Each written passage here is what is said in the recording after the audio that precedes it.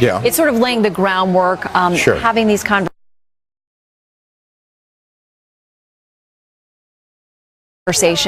But as you mentioned, with the president being willing to meet with all the key players and to say, well, I'm here in the region, this is about finding a solution that works for everyone, if that's possible. Yeah. They don't want to overplay what the president may certainly. You got it somewhere. You do. And this is a fresh start for President Trump and for the Israelis and Palestinians, we hope. In the meantime, as that goes on, we continue to watch a charitable visit here. The First Lady, Melania Trump, and the Prime Minister's wife, Sarah Netanyahu, visiting a hospital there on a goodwill tour today. If they're going to sit on the bench, it will probably happen during Happening Now, which will pick up coverage of this live event when we say goodbye. America, and now you're back in Israel. Where do you like best, America or Israel? Huh? This is a difficult question. I know.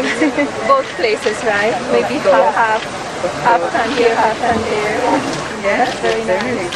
And what are you doing here? Can you tell us something about what you're having? Just Hadassah Ein Kerem.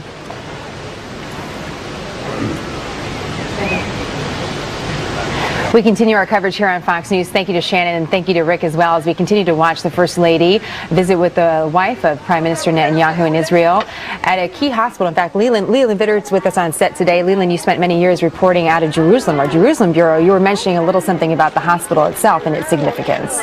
Well, it's significant to be visiting this hospital, and you see the woman that they're meeting with there. So you've got Melania Trump in the white, Sarah Netanyahu, the Prime Minister's wife, in yellow, and the woman in red, based on her headscarf, would be Arab. And these hospitals throughout Jerusalem, whether it is Hadassah Ein Kerem or Hadassah on Mount Scopus, all treats not only Israeli Arabs, but Palestinians, whether they get injured in the West Bank in clashes, whether they get injured down in Gaza in Israeli airstrikes or in other kinds of attacks. Some of the best medical care in the world is at these hospitals, and there are Palestinian Israeli doctors there. What I think is so important about what you're saying, as someone who visited Jerusalem, visited Israel, but haven't lived there in the way that you have, Leland, is that sometimes our perception of Israeli-Palestinian relations is different than what you experience when you're actually there on the ground, how valuable it is to be on the ground as a private citizen, but also as a world leader. President Trump making this trip with him, reasons why we end up bringing you to the meeting with Prime Minister Netanyahu and President Trump, and where we expect the president to speak in a short while from now. This is all part of the package. How do our countries look together? How do we literally sit together? What is the behavior like? And how will that broadcast to the world what our relationship will look like going into the future of this administration? Absolutely. You see a young Israeli boy there with a yarmulke on, a religious young man sitting next to an Arab mother. Clearly, the mothers of both of those children have the same thoughts, which is they just hope their kids get better there. And, you know, we talk about real estate, as President Trump began his career in for so long. Where they are is entirely about real estate, and there's nothing quite like ground truth. With that, we bring in our man who released his voice, John Roberts, not too far from there, overlooking where the president is at the King David Hotel. Hi, John. Hey, good morning to you, Leland, or good afternoon to you from Israel, territory that you're very familiar with. You know, this really is a symbolic picture here about, you know, the power of children to bring together nations, even though those nations or those peoples have so many sharp differences. The fact that she's there with the Prime Minister's wife, Sarah, and women from and children from both sides of, if you will, the political and religious fence here, really is a powerful image, and one that they're trying to use to further, you know, put another building block down in terms of trying to finally get over the goal line with the Middle East peace deal. What we saw in Saudi Arabia over the weekend as well, with President Trump talking to the leaders of some 50 Arab and Muslim nations around the world about the shared existential threat that the Arab world and Israelis face from Iran, and how that might be some sort of powerful shared threat that could bring the two sides together and maybe finally put together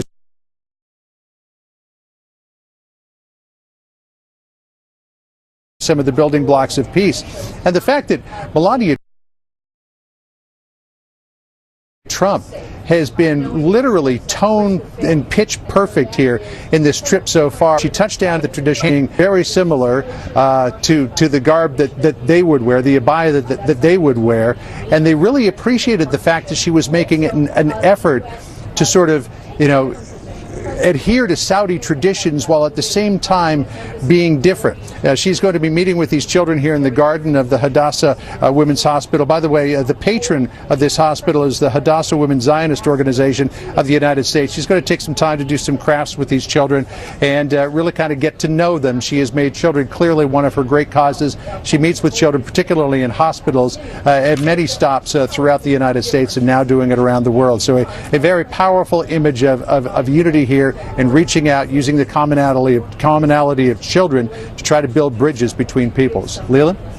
John Roberts on the ground in Jerusalem. Behind John is the King David Hotel where President Trump is. He's going to meet with Prime Minister Netanyahu in the coming hour, and then we expect both of them to come out and make a few comments. On the screen left, of course, we continue to look at the pictures of the two first ladies, the Prime Minister's wife and Melania Trump, as they sit down with some kids at Hadassah. We were mentioning the power of symbols. That was the first fashion report we received from John Roberts. Jumpsuit diplomacy might be something that we're going to be talking a lot more about, but it just points out everything matters. Not only just the appearance of our world leaders as they come together, also what they're doing in their spare time, as you're seeing on your screen here, and some of the very important meetings as well that are taking place that we don't want to overshadow. This is still the beginning of a very long trip, and President Trump, after being in Israel for another full day tomorrow, will then travel to Europe. So this is going to continue for a while. Brett Baer is traveling along for all of this. He's in Riyadh, Saudi Arabia, where the president was this weekend, and will catch us up and sort of set the scene for us, Brett, of what's happened in the past few days and what you're looking ahead for. Hey, Jenna. I tell you, first of all, I want to say how impressed I am with John Roberts and the Stella McCartney mention, because you're right, that fashion thing was very impressive. But I am in the Saudi Foreign Ministry, and the Saudis are basically basking in the glow of what they consider a really great trip, not only for them, but for the U.S. The arms deal that went through, the commitment to fight extremism and terrorism, and all of the remarks by not only the president in that historic speech to 50-plus Arab nations, but also from the King of Saudi Arabia. A lot of people didn't catch what he said, but the Saudis did, obviously. Now you have the president moving on to Israel. Those images, very powerful, as John and Rich have been talking about, and the first president to visit the Western Wall, the first president to put Israel on the first foreign trip, but the Saudis had the first stop on that first foreign trip. You know, there was a background briefing, a senior White House official saying in an answer to how he phrased a certain part of the speech, whether it was Islamist or Islamic, the answer was he just tripped up because an exhausted guy spurred headlines. And I asked today the National Security Advisor before he left Riyadh about that. Take a listen. A senior official I was at, a backgrounder, said that he's just a, quote, exhausted guy. I emceed an event where the president was supposed to address the crowd at the end at this Tweeps event. Right. And at the last minute, is the president okay? No, I've never seen the president exhausted, actually. I think some of us get exhausted trying to keep pace with him. But if you look at the pace of this trip, it's unbelievable. An important question and an important interview. Back to Brett in a moment. Just want to bring you to President Trump, who's speaking with the Prime Minister of Israel. Deeper path to friendship with Israel, and I think a lot of that's spurred on, whatever it takes, but a lot of it's spurred on by what's happening with Iran. So progress has been made. I think that the fact that you've taken a very strong position on Iran, different position, not only helps security, but also helps propel the possibility of reconciliation and peace between Israel and Iran. And that will help reconciliation between Israel and Palestinians. Of course, not all I like to discuss before the cameras, but I do look forward to our discussions, which I think are effective with possibilities. You know, with Iran should be very grateful to the United States because Iran negotiated a fantastic deal with the previous administration, a deal that is unbelievable from any standpoint. Some people don't understand even how it could be even thought of. And instead of being thankful and saying thank you, because they were in serious trouble, I think they would have failed, totally failed, within 6 months. We gave them a lifeline, and we not only gave them a lifeline, we gave them wealth and prosperity. And we also gave them an ability to continue with terror and with all of the things they've been doing. Because no matter where we go, we see the signs of Iran in the Middle East. No matter where we go, whether it's Syria, where we're really forced to shoot the 59 missiles a few weeks ago. No matter what area we're in, we see Yemen, Iraq. No matter where we are, we see the signs, every sign, whether it's soldiers, whether it's money and guns, it's Iran. And instead of saying thank you to the United States, they now feel emboldened. Maybe they figure the deal was so good, we can do it every time. They can't do it, believe me. But it was a terrible thing for the United States to enter that deal. And believe me, Iran will never have a nuclear weapon. That I can tell you. Thank you, President.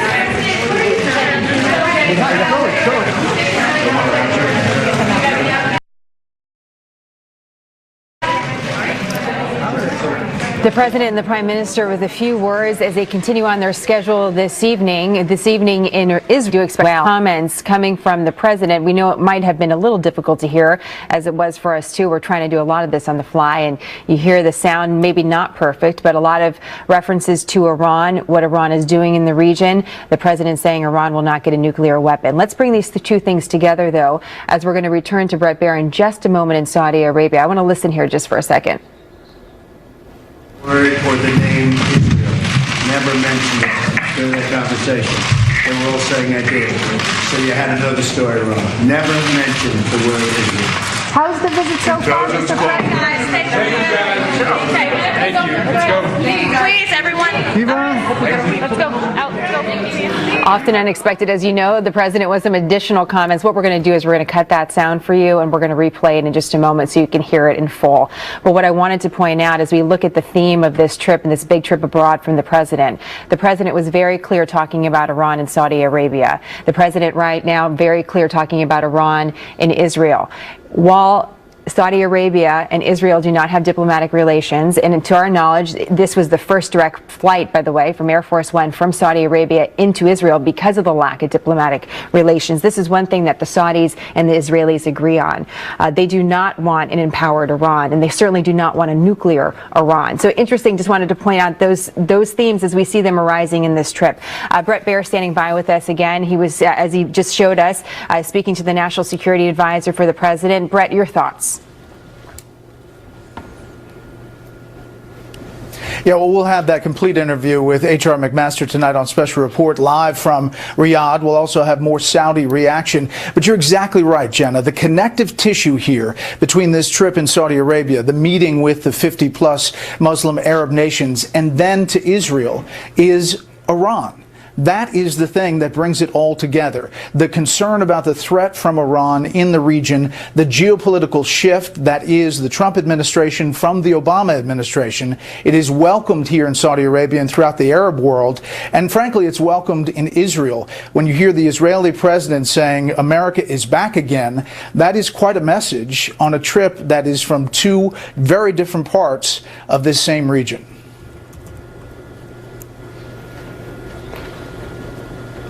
Bret, thank you very much for that. All this makes for a can't-miss special report. Bret Baier anchoring tonight live from Saudi Arabia at 6 p.m. Eastern right here on the Fox News Channel. He's going to have much more reporting on the ground from Saudi Arabia, including, as he mentioned, the full interview with the National Security Advisor for the President. Really interesting for Brett to be there, and we'll be watching on Special Report tonight. We want to dig a little deeper into the issue of Israel and Iran as we await the president again to speak with the Prime Minister of Israel. Ambassador Danny Danon is Israeli ambassador to the UN and a former Israeli deputy defense minister. Ambassador, it's great to have you on the program. I'm just curious about your observations thus far on the trip that you've seen, the few hours that our president has spent on the ground there, and what you see as the goals of this trip.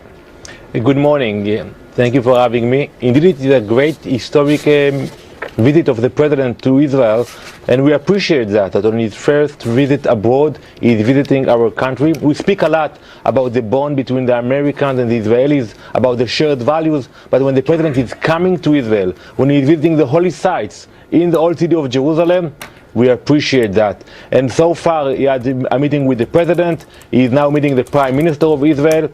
And as you said before, the first issue will be the threat of Iran. And we see today that the Saudis, the Gulf countries, the moderate Arab countries share the same concerns that we are.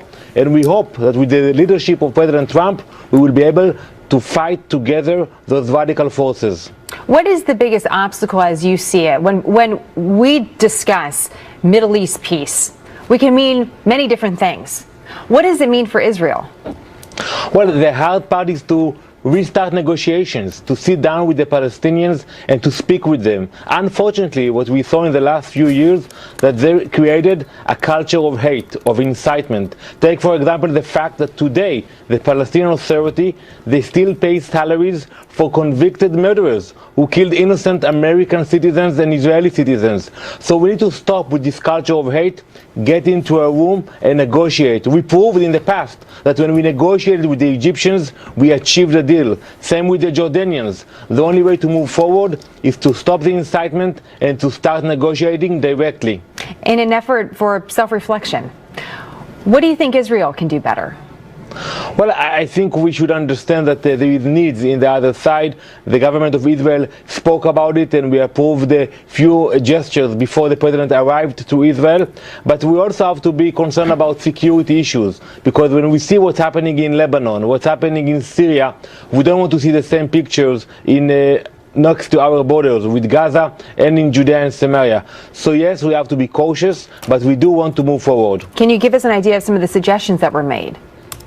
Well, you know, it's basically, we believe economically we can do more. We can work with the Palestinians to build their economy. I think the president will address those issues as well. And I think that today when we say the U.S. is coming back to the Middle East, it's an opening. It's an opening not only for the U.S., but also for other countries to come back and to see what they can do to improve the lives of Israelis and Palestinians.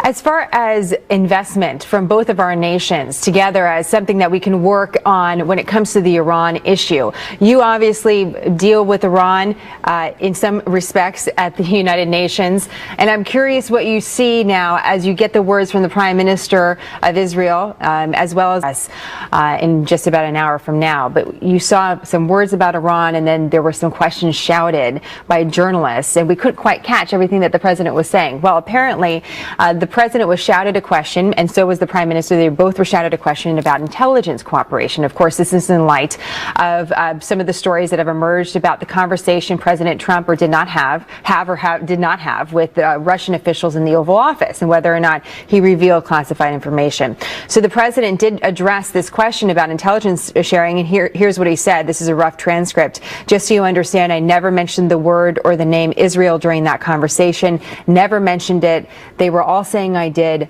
I never mentioned the word Israel. So the reason why he's saying that, or why that question is significant, is that the report suggested this was Israeli intelligence that the president shared with the Russians. So there that is. When we get that sound, we'll of course play it for you. In the meantime, earlier President Trump reaffirmed the strength of our alliance on his first trip to Israel.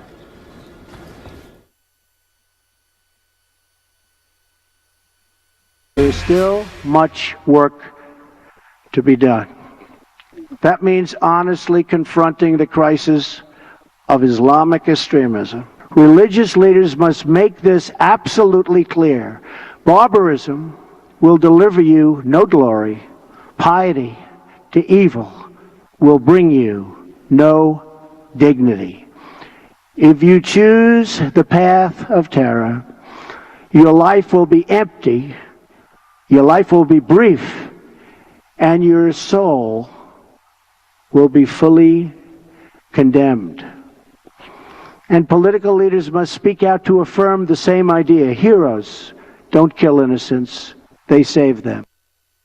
That was President Trump yesterday in Saudi Arabia, condemning violent Islamic extremism and calling on Arab leaders to do exactly the same.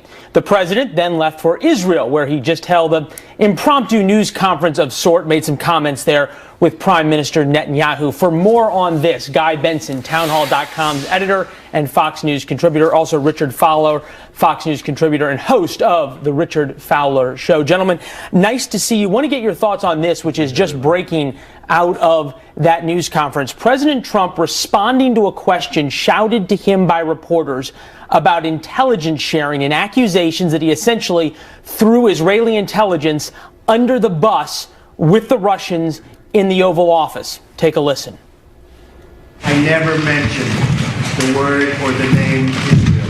Never mentioned it during the conversation. They were all saying I did. So you had to know the story wrong. Never mentioned the word Israel. All right, so Guy, there's a few ways to look at this. One, perhaps, that the president is trying to put this behind him. On the other hand, he's kind of allowing this to be brought back up again when if he had just ignored the question and walked off, everything would be fine. Although I think it would be an enduring issue, and I'm not sure the allegation is that he used the word Israel in that alleged meeting in the Oval Office. It was that he may have compromised an Israeli intelligence agent or source on the ground in Iraq or Syria that had infiltrated ISIS. So I think that there's probably underneath the surface some simmering tension over that episode, if it was true, and it seems like a lot of the details have been tacitly confirmed by the administration. But the overwhelming goal of this trip to Israel is reaffirming what he called an unbreakable or unshakable bond between the two countries. Clearly, I think a mention, or at least a reference to the previous administration and their very strained relationship and alliance with Israel. And it seems like the Netanyahus, both of them, and the Israeli people are very happy to have an American president who is robustly pro-Israel visiting their country. Richard, you can look at this also as sort of a reset, not only of the narrative of U.S. relations vis-a-vis Saudi Arabia and U.S. relations vis-a-vis Israel, which, as Guy pointed out, is certainly welcome in both of those countries, but also sort of a reset of the narrative for President Trump over the past week. Reasonable people can agree it was a bad week. He leaves town, and then all of a sudden everybody's talking about pictures like these. Well, I think that's a good point, Leland. And here's the thing. I think this president for the past couple of days has actually looked presidential. When he goes back into what's happening here in Washington in the building behind me, when he talks about that, when he answers that question, he really takes himself backwards, right? So now, I mean, he criticizes the mainstream media. He says they're not fair to him, but he has now just given them fodder. And that will be the headline for the next day because the president said it. If he ignored the question, we wouldn't be here. And here's the other point on visiting Israel. In fact that he went to Saudi Arabia first and signed that $100 billion arms deal. There's a lot of folks inside the Israeli government on the conservative side that are very upset about that Saudi Arabian arms deal because they feel as though that is tipping the balance in the Middle East towards Saudi Arabia in lieu of Israel. Well, there's a lot of folks inside the Israeli government on the right and even on the center who are unhappy about a lot of things about President Trump. They say things have certainly changed in their mind since he was elected. Bringing Guy back in, and Guy, to that point of the narrative, President Trump has been perfectly on script for the past 2.5 days, and the media has rewarded him handsomely for it. Once you start news conferences with foreign leaders, once you start these sort of impromptu comments to the press, does the White House run the risk of the president going off script and then suddenly the narrative changes again? Sure, and I think you're right. The premise of the question, or the underlying premise, Leland, is correct, which is the last couple days have been very good for the president, really starting with that very well-crafted speech, in my view, in Riyadh. But to this follow-up, this was a quick gaggle, and I'm not sure I agree that if Trump had simply walked away, that would be the end of the story, because my understanding is both leaders are going to take more questions later, and this question was going to be asked regardless. So the president was going to have to respond to it, whether it was 1 hour or 2 hours earlier. I'm not sure that makes a difference. again, I'm not sure I buy his talking point that he never said the word Israel. That's not really the point here, whether he used that particular word. But I don't blame him for responding to a question that was inevitable given the news cycle from last week.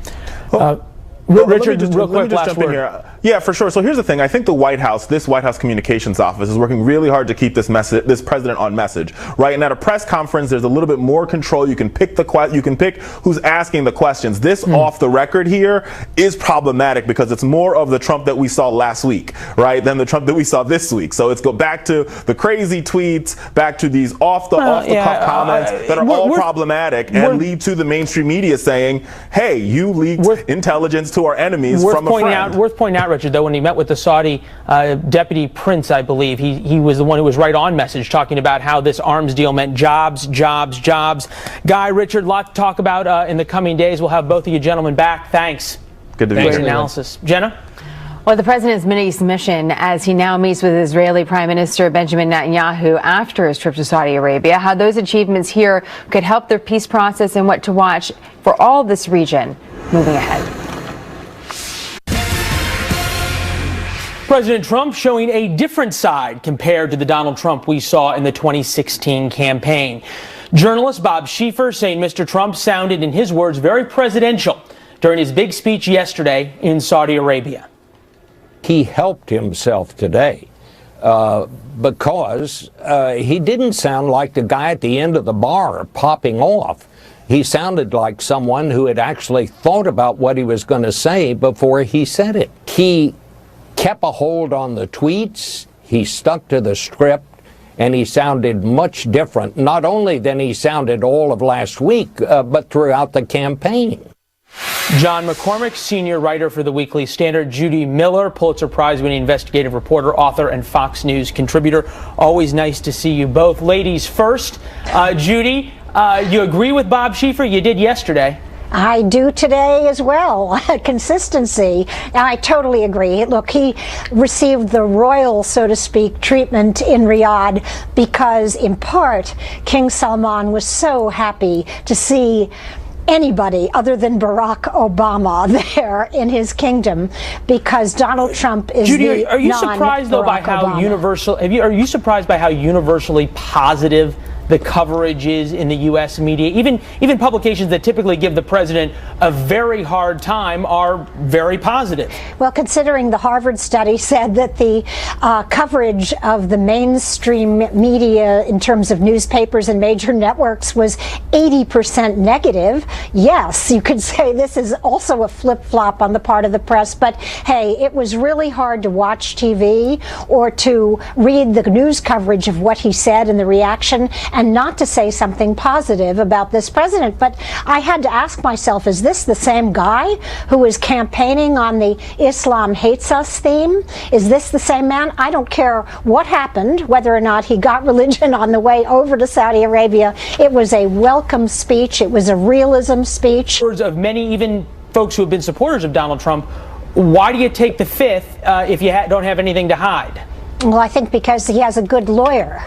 And if he's not given immunity, as Oliver North was in the Iran-Contra scandal, you're not going to appear before that panel and say anything that might incriminate you. I mean, that is his right without casting judgment. But I think what you're pointing to, Leland, is the fact that this domestic story will not go away, and it continues to dominate much of the news, even as the president stands in Riyadh and in Jerusalem, and I think is likely to dog us for the rest of this trip, no matter how much the president wants to change the subject.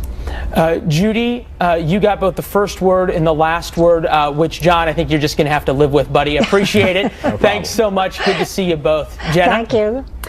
Well, President Trump just meeting with the Israeli Prime Minister after what many think was a very successful trip to Saudi Arabia. How can the president build on some of his accomplishments and restart the Mideast peace process? What does peace look like in the region? It's something we're going to be talking about. A Fox News alert on President Trump's meeting with Israeli Prime Minister Benjamin Netanyahu. This comes after the president visited two of the country's holiest sites today, the Church of the Holy Sepulchre and the Western Wall. The president comes to Israel after he wrapped up a trip to Saudi Arabia, where he addressed the Gulf nations and went after Iran.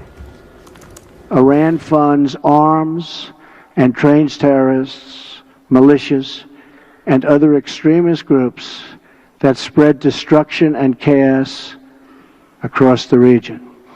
For decades, Iran has fueled the fires of sectarian conflict and terror. It is a government that speaks openly of mass murder, vowing the destruction of Israel, death to America, and ruin for many leaders and nations in this very room. Joining us now, Waleed Phares, Fox News national security and foreign affairs analyst. He was also a foreign policy advisor to the Trump campaign way back when. Feels like probably a million years ago, Waleed, at this point. We've been through so much. I'm curious what you think about the president's comments on Iran, because surely Iran is not the only one in the region that is sponsoring terrorism and putting money into the pockets of those that wish to do us harm or others.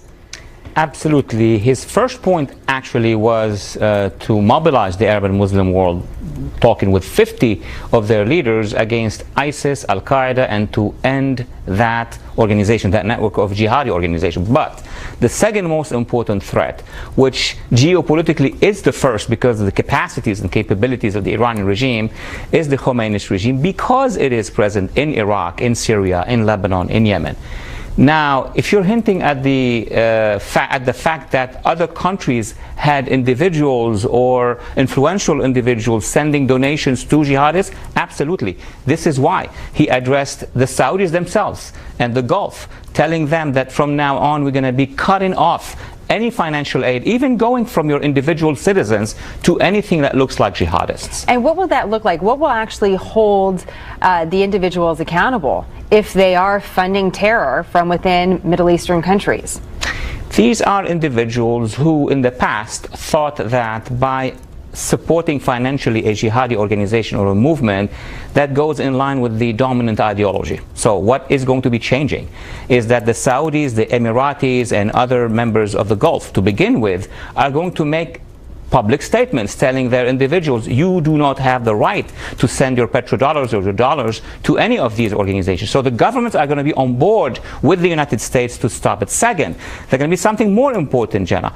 This center of combating extremism is more than counterterrorism. It's basically to propose reforms in the educational system of all these countries, including the religious institution. That's what Egypt has done over the past 2 to 3 years. So we are about to see a renaissance coming in stages, of course. Interesting. So how optimistic are you about that move and whether or not it will actually produce real change that will, at the end result, make us safer? Because that is the goal. We do not want terrorism and we don't want it coming to our shores. So what is the practical effect and what is the timeline on seeing a practical effect that this is actually a change in the making? Look, we've been, as the United States, calling for this to happen for the past decade. But this administration, and I would say even this Congress with the administration, are moving forward to actually basically tell that part of the Arab world, you are afraid of Iran, Hezbollah, and their allies are going after you. So you help us against the jihadists, not just on the ground, but ideological battle. And we are with you to contain Iran. That's the real equation that is happening. So I'm pretty confident that based on geopolitical interests, Saudi, the Gulf, and other Arab and Muslim countries will be helping us against this ideology. You know, it's interesting. Every time we talk, Waleed, you remind us and our viewers, and by the way, this is tape from earlier. It's a little bit unrelated to what we're talking about, so perhaps we can take it off the screen. But this is the First Lady and Ivanka Trump. They were visiting the Western Wall. One of the things that you remind us when we talk, Waleed, is that there are many priorities in the Middle East. But as you see it, Iran is the number one. So although there's issues that we have to deal with, you still see Iran as the top priority that we really need to confront as far as a threat, a national security threat. I'm curious what opportunities are actually emerging from the region because of what's happening internally in some of these countries. Saudi Arabia, for example, has huge youth unemployment. They have some questions about the future of their economy. Israel's dealing with some of its own issues internally. So not just what we do, but the region. What sort of opportunity do you see emerging from the region because of where we're at and where some of these countries are at?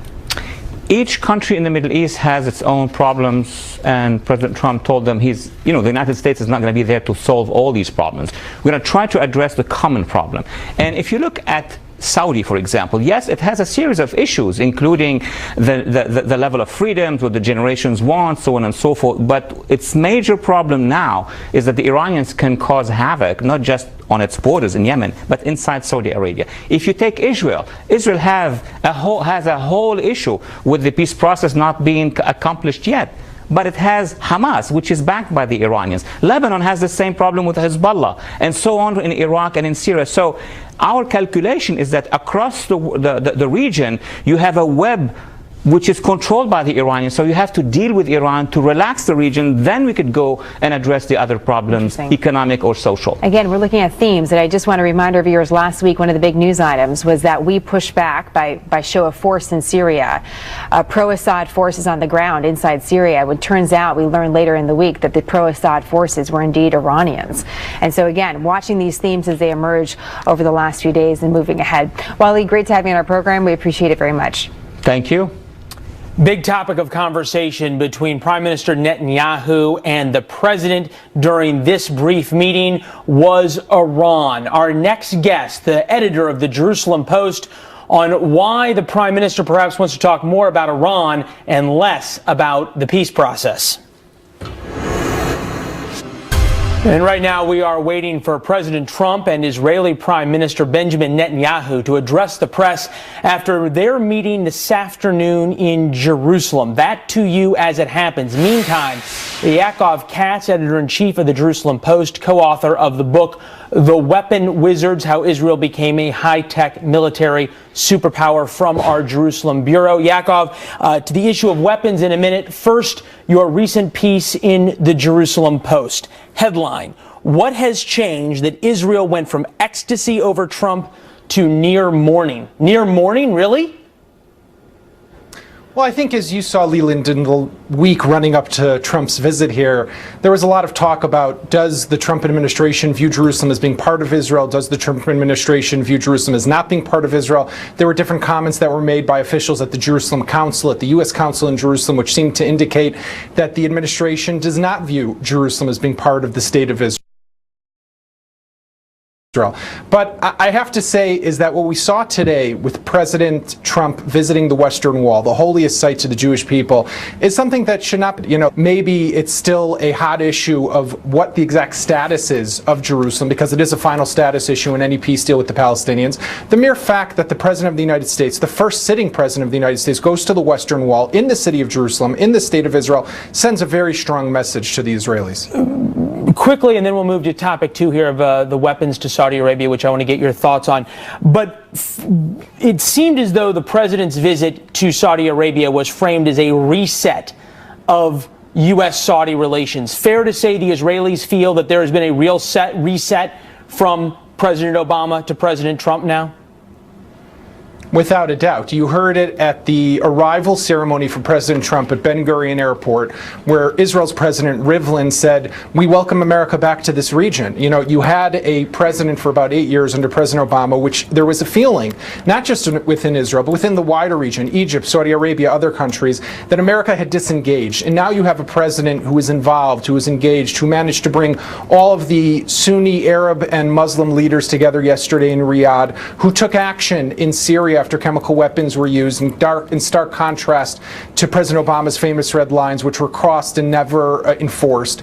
And now you have him here in Israel so early in his presidency, making a stop on his first overseas visit to the Jewish state, sends a very clear message, I think, to the world that this president is engaged, is involved, and to a large extent, like he said himself, has Israel's back. Well, you certainly saw Prime Minister Netanyahu's body language is so very different than when he met with President Obama, and the real sort of happiness now at this Saudi, Sunni Arab, American, Israeli alliance against Iran. Yaakov, we'll have to have you back to talk about Israel's weapons and the Saudi weapons deal as well. We appreciate you being here.